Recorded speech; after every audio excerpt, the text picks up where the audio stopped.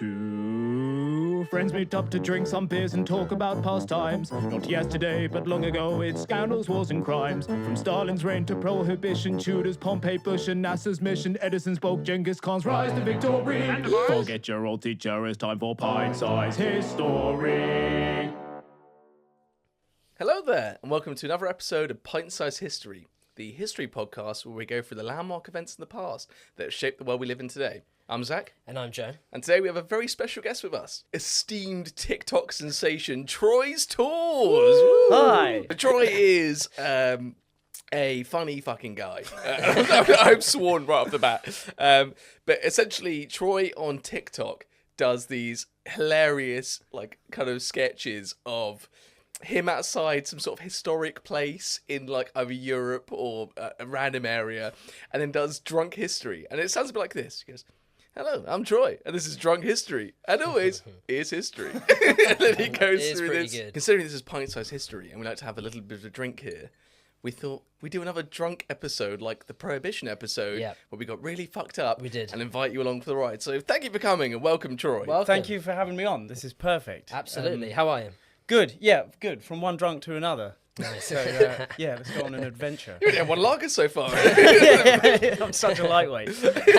So, Troy, tell us a little bit about yourselves. Yeah, my name's Troy. Professional stuntman by trade, work in TV and film. My TikTok started when I was on holiday with my wife, and we would just go around castles and places of interest.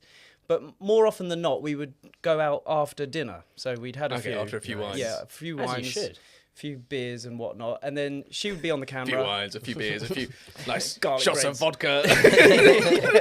And we'd be absolutely steaming. So it all I've had a massive interest in castles since I was a kid. Okay. And the video that went viral was in Croatia at some, I can't even remember the name of the castle. What was it, Dubrovnik? No, Hvar. Hvar? Hvar. It was Here in it's Hvar. lovely I there. should remember the name, but I don't. So anyway, I've made TikToks for ages, and nothing really happened. And then that one, I went to bed, posted it, went to bed, woke up to a bunch of messages saying, "Mate, you've gone viral. What's happened?" No, And that's I cool, know man. as much as you do. So for all those people around the world that watched it, thank you very much. Here we are today. My wife and I, whenever we go on holiday, I'll be like, "Oh, that's a good place to do drunk history." And she was like, "Let's not make this all about you. drinking, Yeah, yeah. let's have a nice holiday." And I'm like, "Oh, yeah, sorry." Yeah. I want to do that. I want to go to we should go on a holiday, a group holiday, and just film and shit and really stupid stuff Sure. in front of The Somme. historical places. Not the The Somme. Somme. Of all the places to suggest, and the Somme. Anyway, this episode of Pint-Sized History Yeah, was of course. brought to you by Crate Brewery. Yes. They're a fantastic brewing company in Hackney, and they have a fantastic pub there. They do pizzas too, and it's lovely. And today I'm drinking the Crate Hazy Pale Ale, and hazy is Troy's eyebrowing the camera. And hazy is probably my favourite type of. I love a hazy pale ale. You can't go wrong with it. I'll have a little sip right now as I do a taste test. Here he goes every time. That tastes like 100% sustainably sourced beer, if you ask me. Not only has he drunk the same beer multiple times, so we know what the taste test is going to produce, but also he said that multiple times. So there's not much authenticity to what you're saying. Anyway, right if you want to pick up a crate or a beer at Crate Brewery, go onto the website, buy any beer or crate of beer, and type in Pint-Sized 15 as you check out. That's PINTSIZED 15. So, we're obviously here for a fun episode where we're going to be drinking lots and having a big laugh. Troy has, which I'm really impressed about, because it's one thing to come on a pod like this, but it's another thing to also say, hey, look, I've got some ideas. Let's do this stuff. So, we said, why don't we do something about London? And you've gladly come back with some notes. Neither of us have had to do the research this time, which is incredible. Usually one of us has to hold it down, but instead it's Troy that's doing all of it lovely for us. And so, what are we going to be doing over the next podcast? Right, let me make this clear to everyone out there. I'm not a historian. I am just a You're in good company. Yeah. That's us. just a professional idiot. So Nice. what we're going to be talking about today are my top 10 facts and interesting things about London, starting at 10, working the way up to my favourite, which is number 1, but we'll come to that later. So you're a Londoner as well as us, right? Whereabouts are you from? I grew up in Epsom, Okay. now live in Winchester. Epsom's a stretch to call it London. Well, London, there's so much history in London, whereas Epsom, Great. you've got the Epsom Derby. That's about it. That's it. Yeah, so The key point is we'll be drinking a fucking lot. Hells And we already yeah. had a pint at the pub beforehand, and I've already drunk my second, so I expect to be a similar level to the Prohibition episode. Yes, for which those you haven't keen watched, listeners. go watch that because that's so important. To understand London, you need to understand the Prohibition in America. So go back now, go watch the... I'm joking. You don't, Want don't. some moonshine, boy? There you go. Where were you for the Prohibition episode, for fuck's sake? Right, so shall we kick off with the number 10? Roman London. London wouldn't be London without the Romans. Absolutely. So 10 points to Gryffindor if you can tell me what the capital of England was before it was London. Wait. How does this work? Wait, Should we buzz in? Yeah, are we buzzing? My buzz will be ahoy there. And I'll be going, me! All right, ready? Go. Hello there, Colchester. Correct. I would have thought it was Winchester, man. Winchester. I No thought way. it was Winchester. too. Right, so Romans came to England, conquered the land, called it Londinium around 47 AD. Right. In London, not a lot of people know that there's an actual gladiatorial arena underneath the Guildhall. I love the idea of English gladiators. Like, we've got this really romantic idea of like Italian gladiators all buffed and like all the thumbs up, thumbs down, kill him, all that kind of stuff. But bring that home to England, they would have been Steve from the pub. fat geezers. I looked into this. The actual gladiatorial diet, they wouldn't have been like Hollywood gladiators, like ripped and shredded. They were called barley men. So they had a diet of Big wheat, guys. grain, barleys, and beer. Speaking of beer, Cheers. Cheers to the barley, man. beer was cheaper than wine. It was safer than water. Yes. So I like the idea of Steve from the pub going down the old gladiator arena having a fight. So yeah. Cheers to ancient Rome. Cheers to to ancient Rome. London. Cheers to ancient London. That will become a theme. That's not the first time we're going to do cheers to something and We're going drink. to do that all night. Number 9 on the list. We've travelled to 1348, which is the first bubonic plague. So we jump forward 1,300 years. Yeah, because it's the next thing Is there that I nothing found. that happens in London? Probably. Who Between cares? like Who 43 cares? AD and 1,300. Well, I mean, Middle Ages are fucking Nothing boring. important. So The Black Death, I find it so interesting. After having COVID, which we all remember, sad times, the Black Death, it killed a quarter of London's population in 18 months. Unbelievable. So it's How many estimated people 100,000 people died. That's unbelievable. you say that, but 100,000 people died of COVID Well, there in we the go. UK. Yeah, but that wasn't a quarter of London's population. No. But So like come on. Like, what do you mean? Proportionally, that's unbelievable. I'm sorry, but what is that? Like, what are you trying to say No, there? I'm just trying to say that. COVID was sucked, don't get me wrong, and rip in peace to all those people, I respect it. But I'm just, and sorry, this sounds really like I'm slagging off the people that don't get me wrong, I'm sorry. But I will just say, a fourth of the population is pretty dramatic. That's literally like a fourth of the people you know just gone like that. But here's the interesting thing, right? So we live in modern times, which we're lucky for. So those guys with COVID those that died, unfortunately died, but they would have had treatment up till then. Whereas in these days, the Black Death, they had no idea about sanitation, medical knowledge. So the way that they got around it was just, oh, you're ill. All right, we'll put some flowers there so you smell nice. They didn't know how to deal with it. I think we need to bring that back a bit more. Survival of the fittest, like Spread potpourri. potpourri across London. My nan's got loads. I'll bring it round. Get the plague doctors out with the Those bells. bloody plague doctor masks What's wrong with them? were so fucking stylish. Yeah. Like they look yeah. unbelievable. Yeah. Not only are they terrifying, but they got like a certain you know je ne what- sais quoi about Well, them. yeah, Do you know what- what the functionality Yeah, I was was? going to say, Yeah, is I there imagine like a there gas must be mask of a sorts, reason right? for it. Right, interesting. So they padded lots of flowers and nice smelling things into the beak of the plague doctor. really? Because whenever the plague doctor went around those that were infected, the open weeping wounds would absolutely stink. So a way to protect himself is that he'd wear a cloak, like an apron, so if anyone bled on him or got snot or bogies on him, it wouldn't infect him. He would disguise the smell with the flowers.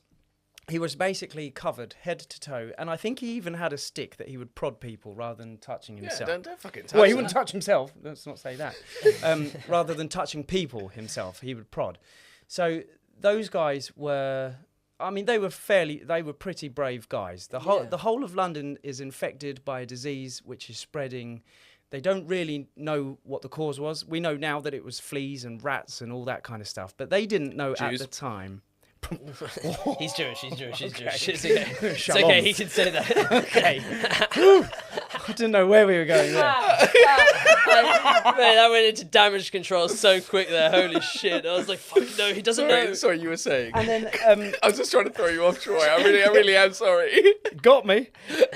And the saying of "bring out your dead," that was all because of them. It was just so many people died. It was a casual thing that people would backlog their dead, and then once a week people would come round with wheelbarrows saying bring out your dead, and you would just chuck on your dad, your uncle, whoever you lived with at the time. Aldgate train station was built on a burial pit over 1,000 mass bodies. grave? Mass Jesus. grave. A mass bubonic Plague pit.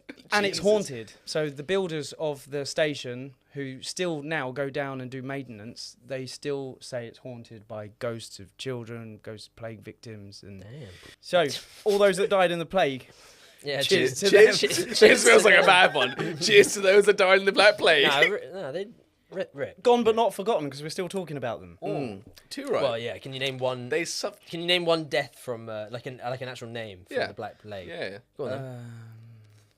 Yeah, exactly. Edward? You don't know a single Edward? person. Edward? So it's that is Sorry, so sorry, no, you said that's me so Edward. tone deaf. No, I'm standing up here for the people that died in the Black. You're saying, oh, we haven't forgotten them. You can't name me one actual person. Edward, Henry, George, Richard. All right, you got lucky there. There were a few Henrys. All right, fine. All right, lucky you. So now we travel to 1666, which is the Great Fire of London.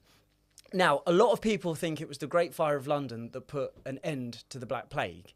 But that's not necessarily true. The Black Plague was tapering out. So this was the second Black Plague. There was another one. The big one that we all know, but the bubonic plague. Was 1665. Correct. And So there was 48 was just a another mass plague spread. Pandemic. Omega. Pandemic. Omicron. Omicron Of COVID. disease. One of those fuckers. Yeah. Right, this is interesting because the Fire of London has a whole circle of irony that comes round to it. So it started in Pudding Lane with a baker called Thomas Fariner. Yep. And he was a royal baker. Royal baker, he had the stamp because what he used to do is he used to bake, they used to call it hardtack. He used to bake hardtack for the Royal Navy. And hardtack were basically concrete biscuits. They were disgusting. I'm talking like I've had one. No, no. Does sound bad though. They were basically so dry. enjoyable. Dip in water or something? Or? Yeah, you dip them in your beer. So the sailors of the Royal Navy would have to dip them in their rum, I think it was. It's like And lucky for you, we brought That's what I made earlier. So he was a royal baker. He used to bake for the Royal Navy hardtack. And hardtack on ships would just be left in barrels that the sailors would have to bang on a hard surface to get all the weevils out. And they'd have to soften weevils, like little bugs that would live in like them. maggots or something. Pretty much, yeah. Ooh. So they were just bog standard biscuits that wouldn't Rich thieves. They wouldn't go off. go off. That's So, why, right? yeah. When you set they sail, you need stand something the that doesn't test go of off. time. Custard cream. Perfect. Well, no, that will go off. Never goes off. Okay. Never goes off custard cream. But compared to concrete, yeah, Yeah. it's got a different levels Nah, to this concrete game. goes off. Like rock cakes. So that was his job. He used to bake for the Royal Navy. And one night in, 1666, the Great Fire of London started in his kitchen. So everyone had gone to bed. The flames grew and grew. So wait, there was no one in the room.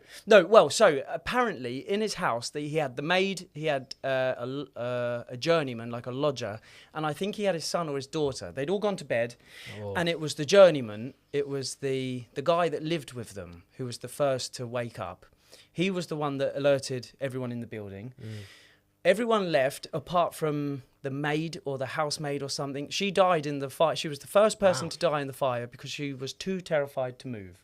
Jesus. When I dug into research, something on the census says that there were only officially 6 people that died in the Great Fire of London, which we know to be absolutely bullshit. Right. Yeah. Because it Bit would have North only have Korea-y. been those 6 people that would have been rich enough to have their names and addresses on the census. Yeah.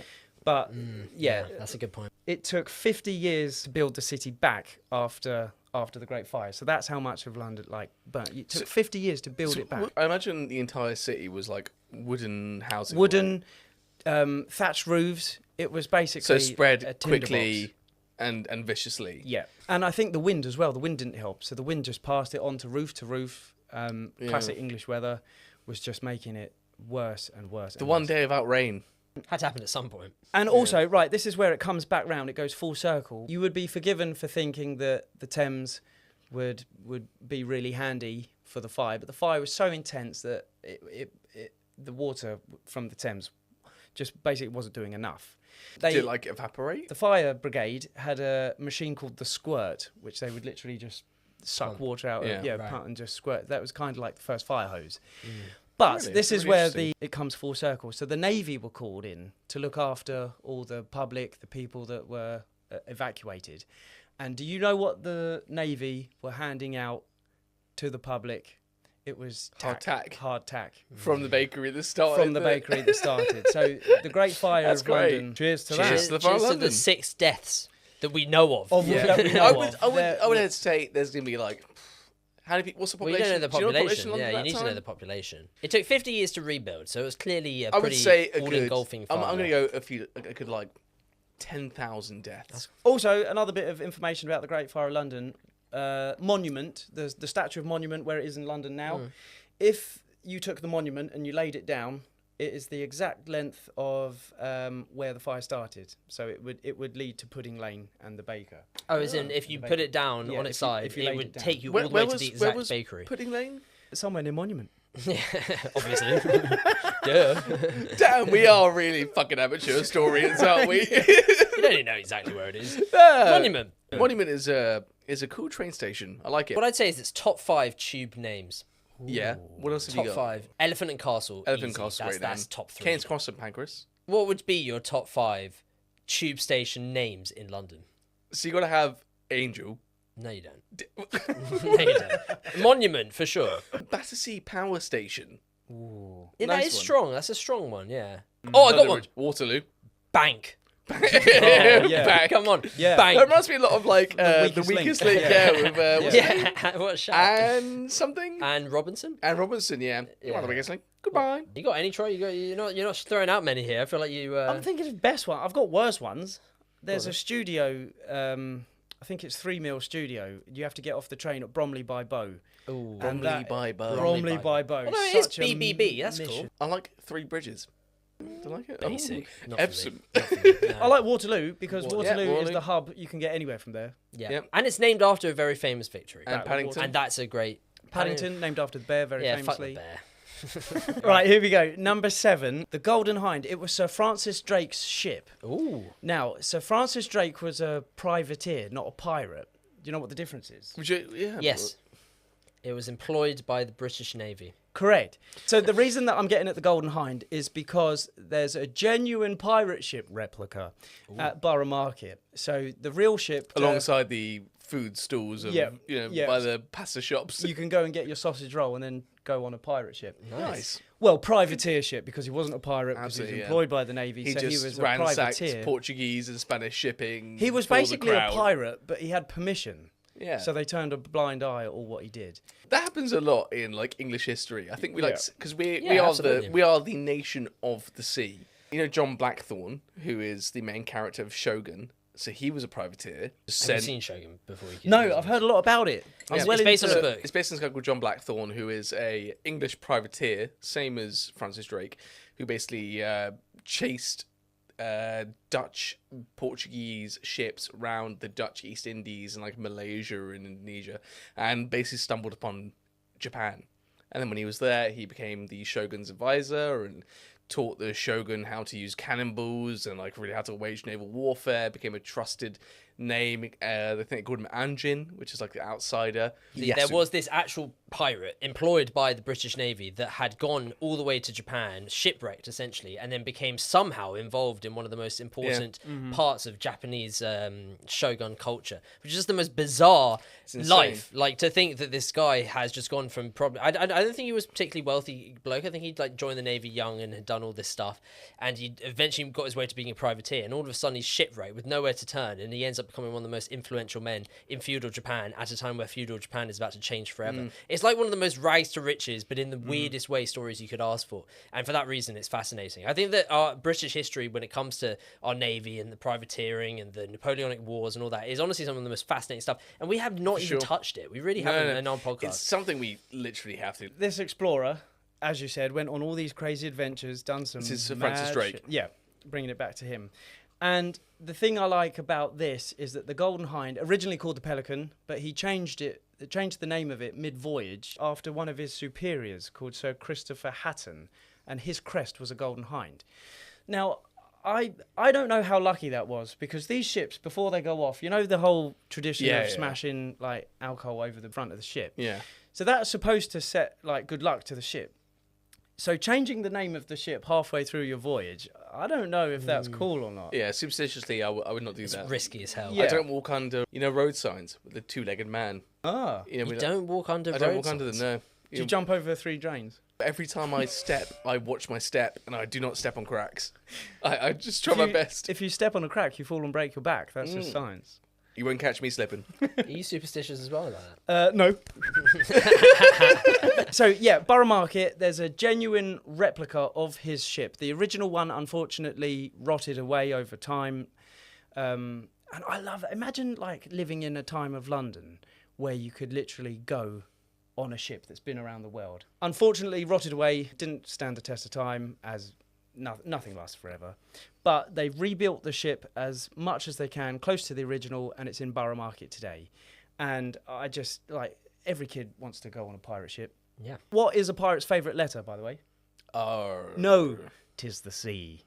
Oh, God, he actually had you hook, line, and sinker there. This is what this podcast has resorted to. That's actually tough. Fucking pirate jokes. That's What a fall from grace. I'm fairly sure we did a pirate joke in the Prohibition ep as well. we? Yeah, I think we did. Oh, because the why do pirates drink grog? Well, that's a good question. I'll ask you one to go back on it. And if you get this wrong, Troy, you have to down a drink. Why was rum the primary drink that pirates would drink on the seas? It's the drink that's synonymous. And you must drink to get this wrong. Yeah, that's a drink. We'll drink if you get it right. All right, deal.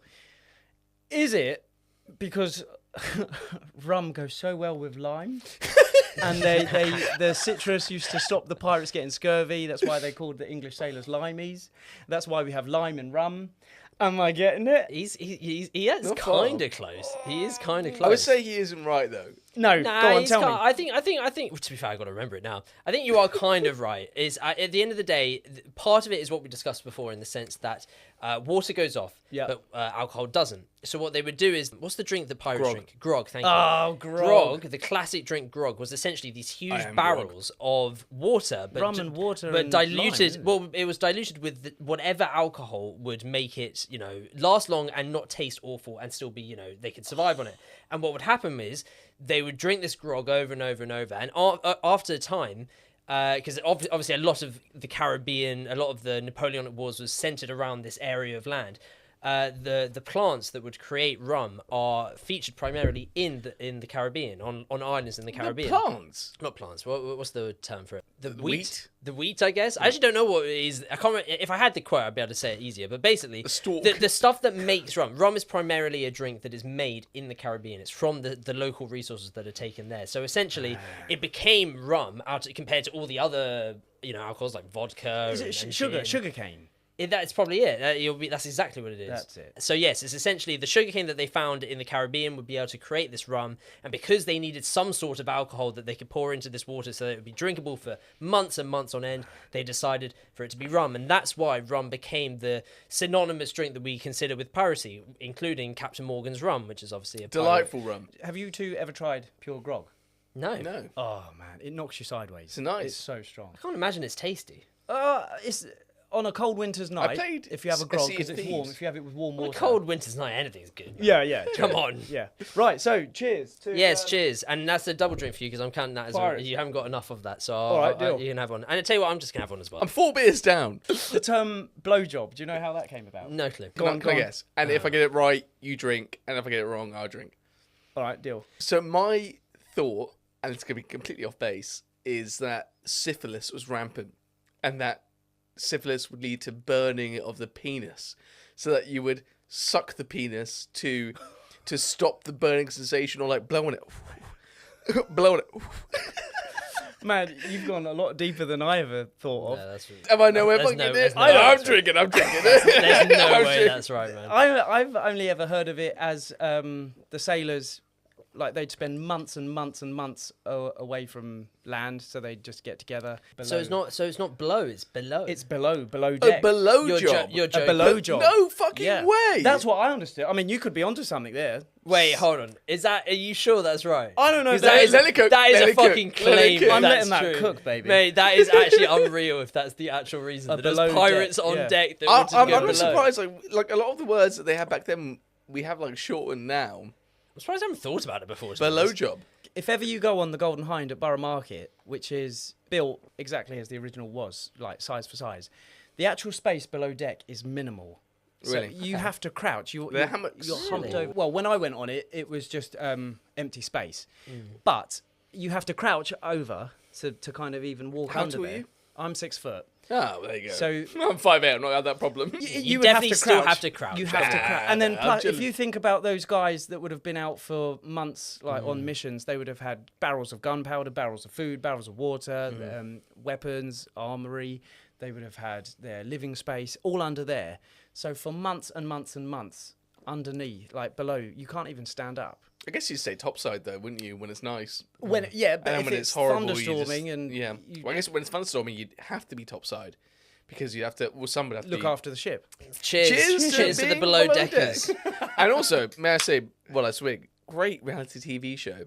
You ever seen Below Deck? Below deck. Yeah, have you seen that? No, I've not seen below. Oh, it's Deck. good, Unbelievable it's good TV stuff. show. It's actually one of the more not wholesome because it's pretty ridiculous. It's but fucking not It wholesome. feels like no, but in a sense, it feels more worthy of being a reality TV show in the sense that you're watching people actually It's do quite something. interesting. They're quite competent at their jobs. Essentially, it's like a mega yacht, a super yacht, not mega, but like a No, nice. mega so- yacht. they're I've like those heard of nice this. yachts, and they basically have a reality TV show of the people that are working behind the scenes on the yacht, and they're all young. They're all usually looking. Yeah, good looking. fit. I have heard of Physically this. fit, British or Australian or American or something, whatever. And it basically follows their life when they're working and then when they're not working, and it's actually genuinely quite entertaining. The hook is like you watch them do their jobs, and then like the payoff is when the charter is over, they work hard, they like really play hard, Yeah, and they get really messed up, and it's good fun. Some of But the then- better seasons are so entertaining in terms of the kind of mischief they get up to, the fights that they have with other co-workers. But then, and like drinks for some reason, hangovers don't exist on yachts. Like they're all do. up at like 6 in the morning. They do. After a Mate. night of heavy drinking, they're up and they're working. yeah, but that's not How because could you do that? because carry that's that they through. exactly they're carrying it. I don't know. They can do I it. could never do that. I'd be puking over the side of the boat. It's impressive. It's genuinely impressive. But yeah, you should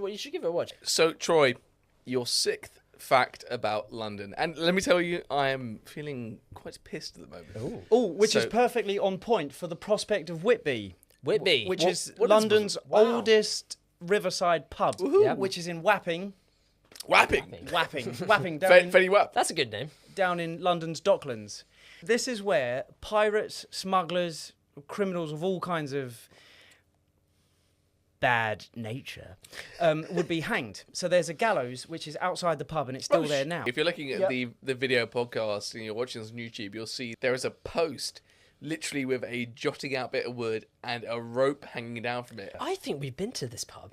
You went there with all the boys Yeah, for I a did. pirate-themed Were you not pub there? crawl. I wasn't fucking there. I went to no. a pub, a pirate I had the biggest FOMO and I of my life. I remember this pub. What a throwback! Okay, Was it a good pub? So there Yeah, you go. I love this pub. This is great. Whoever was hanged there, they would leave you there until 3 tides of the River Thames had washed over you. Nice, good clean. Yeah, so you were very dead by the time they cut Yeah. you down. The tides would cover you or just like Yeah. wash over you. No, like cover you. Oh, I right. think over your head. So you would drop, you'd break your neck, you'd hang. And who do they hang here? Like pirates? Pirates, criminals. Not privateers. No, privateers had permission of the governments. They were the good guys. They were the good guys. The Yeah. These good, were the all good the bad guys- guys. the good bad The big guys. guys who go around raping The ones that pillaging. could get over the letter of the law. Yeah. Essentially. These are the guys on the wrong side of the law. Pirates, smugglers. They didn't have their regulations. No, Yeah. but they were the cool kind. Yeah. You know. Arr. Initially, this pub was called the Pelican, which was the same as Oh, the Golden as Hind. Francis Drake's, yeah. It burnt down in a fire in the 18th century. and then they The minor fire of London. the Goddamn minor fires, man. fires of London, they're everywhere. It's not Dresden. And then they renamed it the Prospect of Whitby after a famous ship that would frequent the area at the time. Supposed to be really haunted, one of London's most haunted pubs, as well as being the oldest riverside pub. Loads of people died there, and I just find it fascinating that you can sit there and have a pint looking at the gallows where lives were taken from hundreds of people. A literal point where lives, not like a plot point where you can kind of imagine that it might have been there a place. You It's can like you see can it. literally see where. So, cheers to the Prospect of Whitby. Cheers to that. Yeah, cheers to them. You should go visit that pub, by the way. As someone that's actually been there, it is a really cool pub. Yeah, I really enjoyed But old it. school's Creep Brewery! Oh, Way! hey. Pint-Sized emptying. Go get it. Yes. Thank you for joining us for the first part of the London podcast. I don't know what's going to be called. Yeah, The- how shall we call this? The History of London? The History of London podcast episode that we done with Troy's Tours. So thank you for joining us. Go check out Troy. Yes. Go Troy's Tours on Yeah. TikTok. He's Troy's way Tours funnier than on us. Instagram. Jump on him. Instagram is just my name, Troy Kenchington. Troy Kenchington. Troy Kenchington. Kenchington. One of the first Fucking people hell. ever that's got it right first time. Great name. Go look at him. Go look at his face. He's a cool guy. Stay tuned for part 2 because we get into the real blood and guts of London. Oh, man. This We guy's, also get a little bit more pissed. this guy's way more professional, man. This guy's cooking. All right. See you guys later.